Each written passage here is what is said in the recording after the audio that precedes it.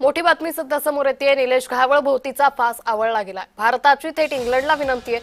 Britain पोलिसांनी निलेश घावळला अटक करावी असं पुणे पोलिसांनी आता माहिती दिली आहे। तर पत्रकार परिषद घेत ही माहिती दिल्याचं पाहायला मिळतंय। भारतानं थेट इंग्लंडला ही विनंती केली आहे।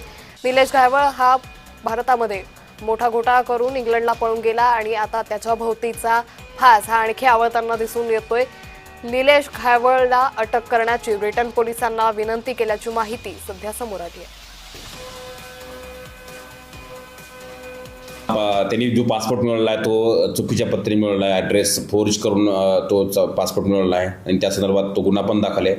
त्याच्या अनुषंगाने त्याचा पासपोर्टसुद्धा रिजनल पासपोर्ट ऑफिसरने कॅन्सल केलेला आहे आणि तो बऱ्याच गुन्ह्यामध्ये वॉन्टेड आहे असे त्यांना रिक्वेस्ट केली आणि त्याला जर तो तुमच्याकडे असेल तर त्याला डिटेन करून रिपोर्ट करा असे रिक्वेस्ट केलेली आहे। परंतु त्याचबरोबर पोलिसांनी याच्या अगोदरच LOC ओपन केलेला आहे।